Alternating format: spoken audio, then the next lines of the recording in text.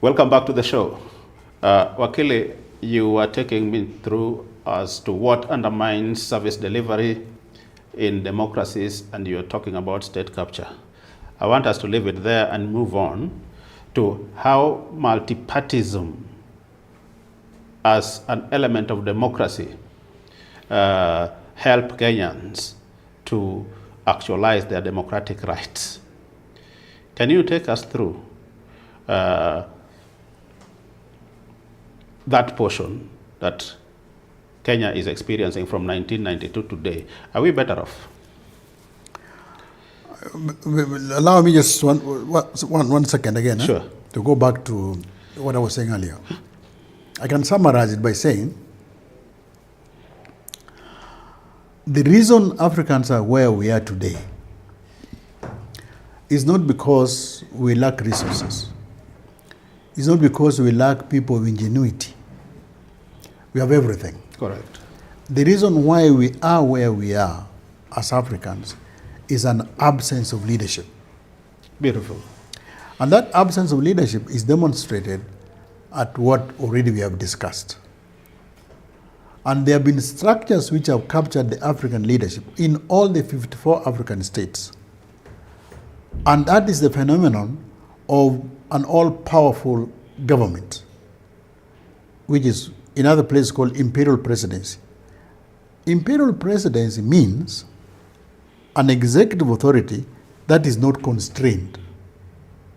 So wherever you find that, whether in South Sudan or in Nigeria, wherever it is, you will end up with the same spectacle that we have in Africa, that we will be where we are today. But there is something else we don't have in Africa, and it's only God that can give us that. And this is the capacity for leaders to identify national interests which are beneficial to the people. When Mobutu owned all those things, he invested the bulk or all of it abroad.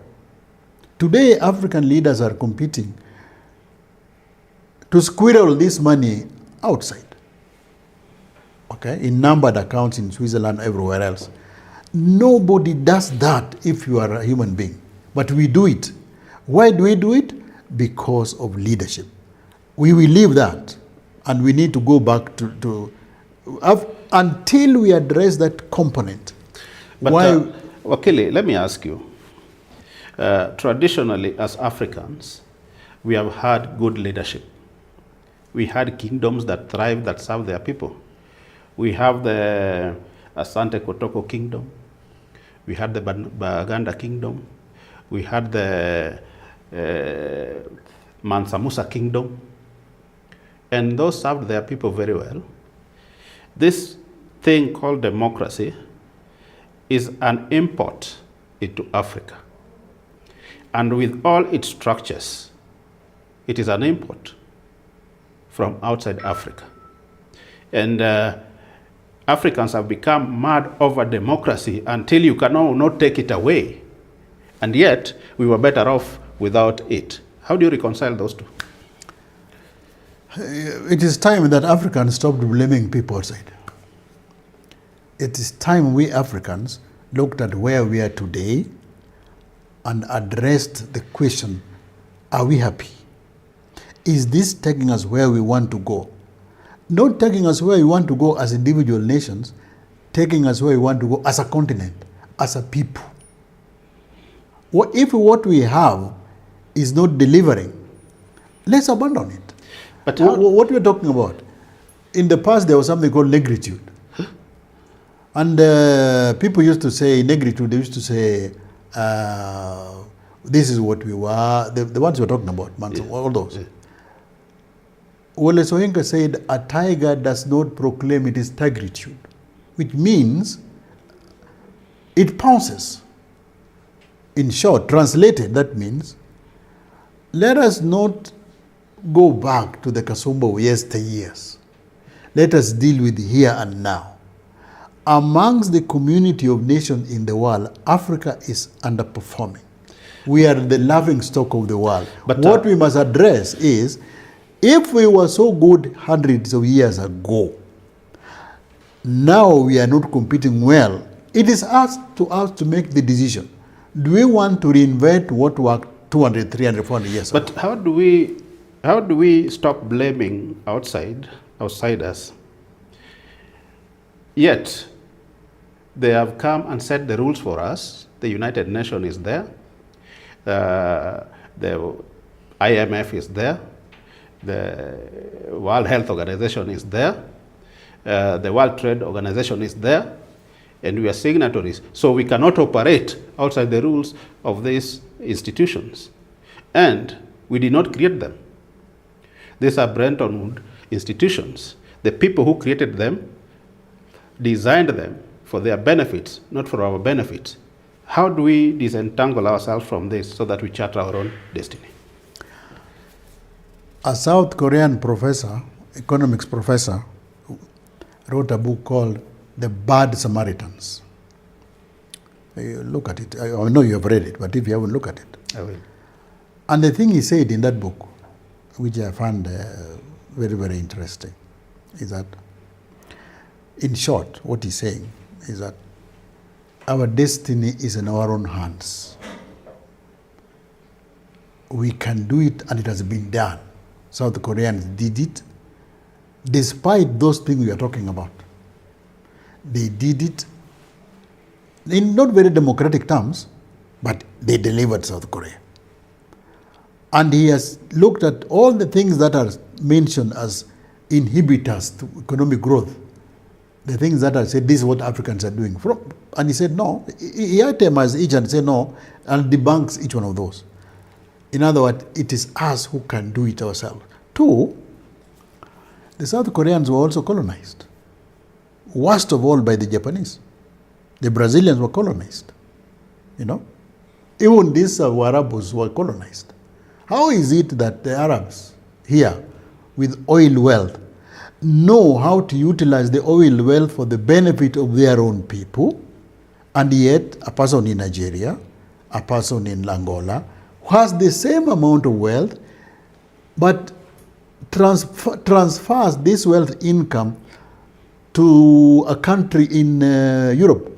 How is it that Nigeria, simple as a country, simple because let me finish. How is it Nigeria as a country, Angola as a country, those are huge producers of oil wealth. Correct. They don't even have a refinery. Yes. Should they go up? The simple difference is... You want to blame the Mzungu? No, I'm not blaming the Mzungu.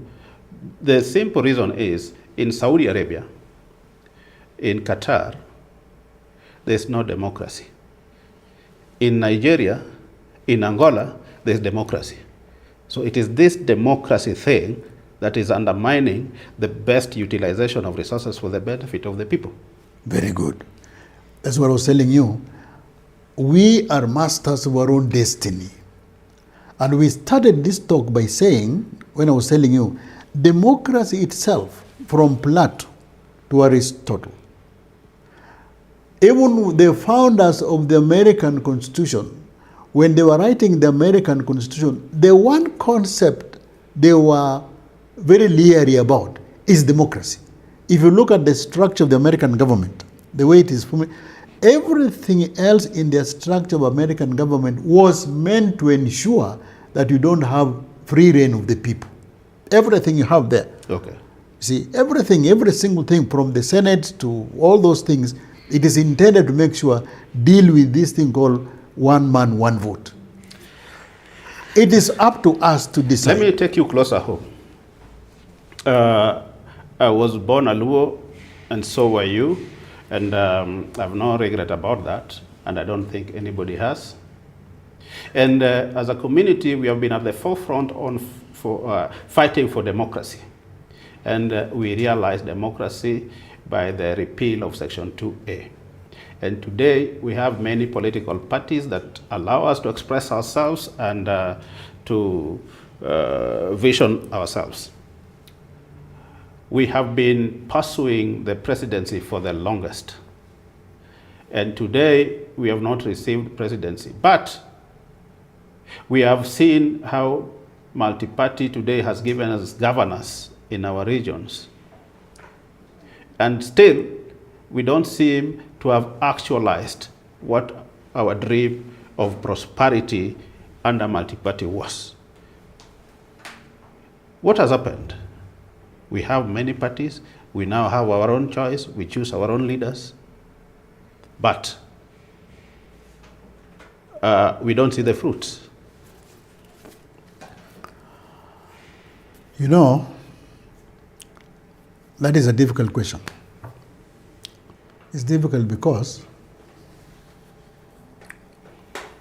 sometimes back, a journalist asked a Chinese leader called Deng Xiaoping, I believe it was Deng Xiaoping.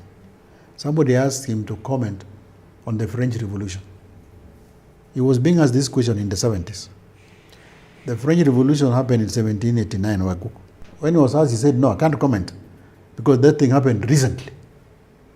You know. So, what you are asking me to comment is something contemporaneous. Okay. It's difficult to really comment. I can say one or two things. One, say a few things. The real good leadership is the leadership that knows that you need food on the table. If that leadership helps you keep food on the table, that is good leadership.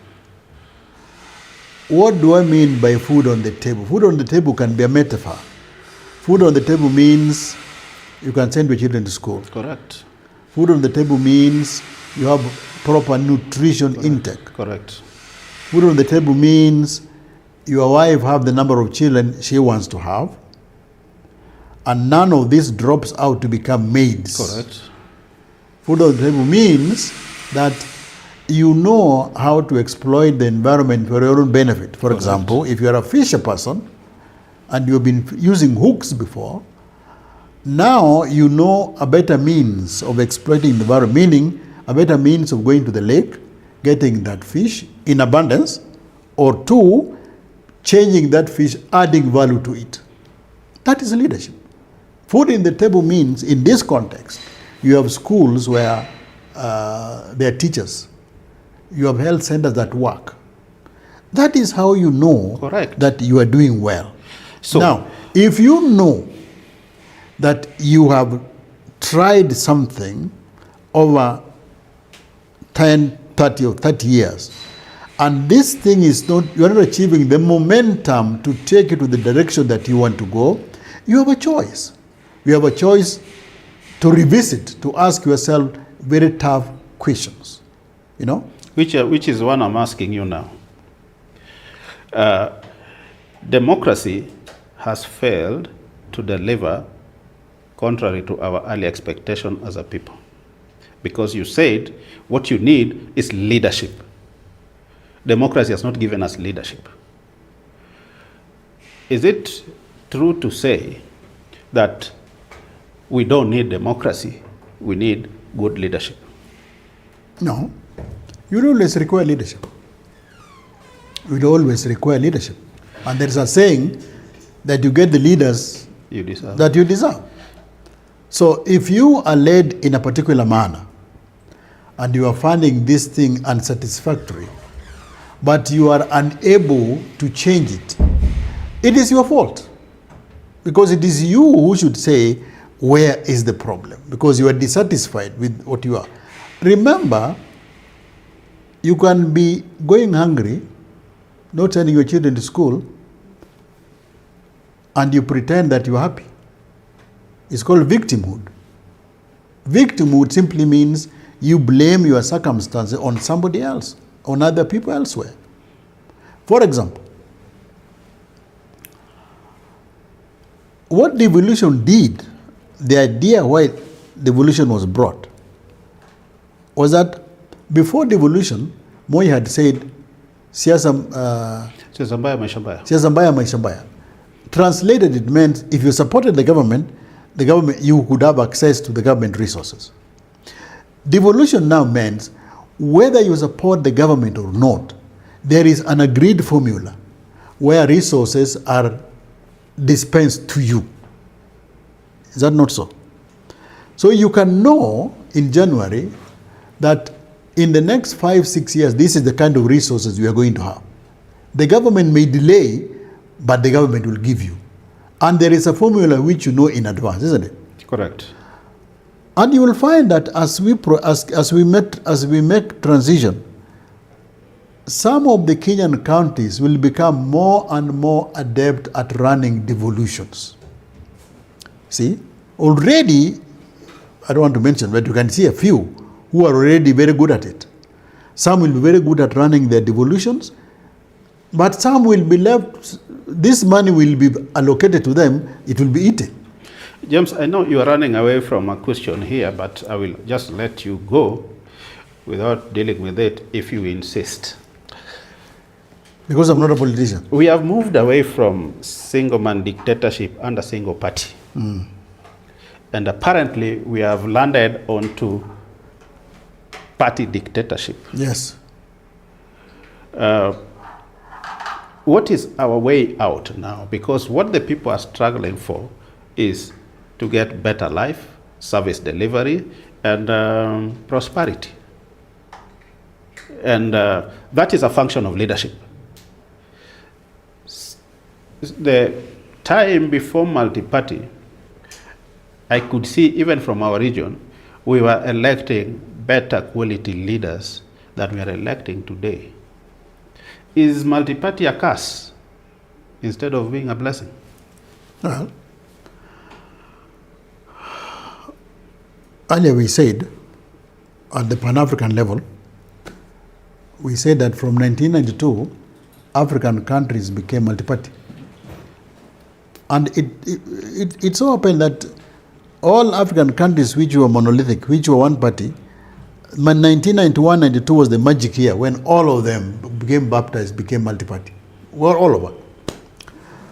Some used that to prosper. None of them have gone very far. Some used that to mark time and remain where they are. It is possible that at a miniature level, in Nyanza or in another place, we are replicating that we are blaming anybody else but ourselves. This thing is in our hands. Okay. Let's move away from that, Wakili. I won't let you go before you unpack for us something that has been very common in our country in the recent times. And this is what is called the Gen Z uprising. I know we've seen season 1 and season 2. Probably we will see season 3 of Gen Z uprising.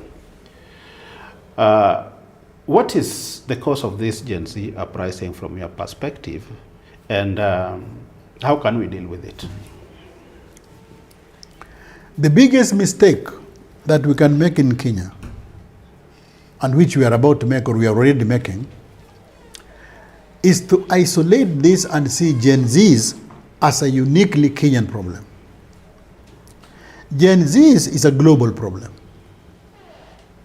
In Africa today, the proportion of the population that is below age 35 or 32 is almost 70%. That is in Africa. And when you have a population 70%, they are unhappy with the plight of their fathers, or their parents. They have seen their parents die in poverty, not getting services, so they want to get those services. So the biggest mistake we can make today is to imagine that Gen Z is a uniquely Kenyan thing. This is an African and a global thing. What does it mean? If you don't deal with it proactively, if you don't deal with it sensitively, it will overwhelm you. Gen Z is not a curse. Gen Z is not a threat to our well-being. Gen Z is not a strategic threat to Kenya's security and prosperity.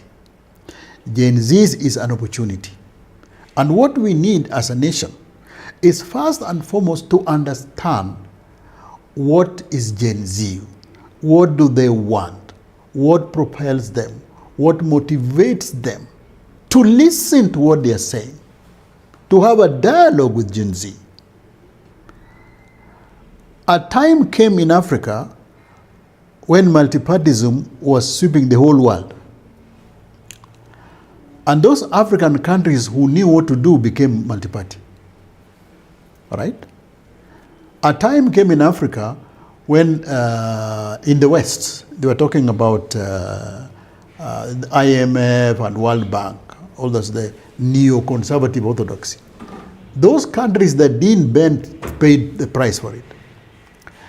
It is a time now for us in Africa to live with this thing called Gen Z. Nigerians are saying, they're saying if the tree that stands when there's wind, there are some trees which decide to defy the wind, but there are other trees which bend. The Nigerians say the trees which bend, after the wind goes, they stand up again. The ones which resist the wind are normally uprooted. That is a Nigerian saying. Correct. What does it mean? It means Gen Z is a Gale, not Kenyan. It's an African thing, it's a global thing. You find it in Nepal recently. Correct. You found it in Sri Lanka. Correct. You found it in Bangladesh. Yeah. It was there in Indonesia, and has been there in Kenya. Correct. More successful in Sri Lanka and Bangladesh and in Nepal. And, Not so successful in Kenya as yet, or in Africa as yet. And it is also there in Morocco and all over the whole place. Some people want to say even the Arab Spring was part of Gen Z. I don't think so. But Gen Z is now a global phenomenon. What it means what is... do you call the success of Gen Zs? How are you exemplifying that success? Well, for example, in Nepal, they were through the government. The government resigned and they brought a new one. In Sri Lanka, the prime minister took off. Yeah. In Bangladesh, the same. So that was change that was brought mainly by the forces unleashed by Gen Zs. In Africa, they have not been, so if you mess... They have been successful in Africa, in Tunisia, in Egypt, they were successful. No, that's what I'm saying. The Arab Spring... To the extent of the Arab overthrowing. Spring Yeah. that gave birth to Tunisia, that came from Tunisia, went to Egypt, is a different phenomenon than what we are dealing with now, today. Because what we are dealing with in Kenya, what we are dealing with in Nigeria, in Sri Lanka and all, have got common properties, common characteristics. And what are those properties? This is a portion of the population. This is a demographic group, distinctive and unique in its own way. And they have got certain demands within the globalized setting. If you don't listen to them, if you don't have dialogue with them, if you don't negotiate with them, because you can't bribe them. But there are people who say that the Gen Zs are being incited by the extensive access to information through the social media. And it is not really organic. What do you say to those people? That's foolishness. Sorry to use the term. Yes. I'm sorry, but that is stupidity. Because you are seeing Gen Z as a Kenyan problem. And I want to repeat, the phenomenon called Gen Z is not a Kenyan thing. It is an African thing, it's a global thing. If you are not careful, it will sweep you. It's not even African, it is a global thing. Exactly, yeah. But let's talk on Africa. It's a problem that you can see. This is a hurricane that you can see it coming and rising. And you can have many ways to deal with it. One, you can see it as a national security problem. If you see it as a national security problem, then you will localize it. Your response to it will also be localized, will be domestic, because you are seeing it as a small problem. But if you see it as a problem that is so expansive, if you see it as something with the roots from outside, then you become more careful to analyze it. How does it manifest itself in Kenya? How does it manifest itself outside? Where are the commonalities between what I'm seeing in Kenya and what I'm seeing outside? For instance, this exposure to internet or to the net, this is a global thing.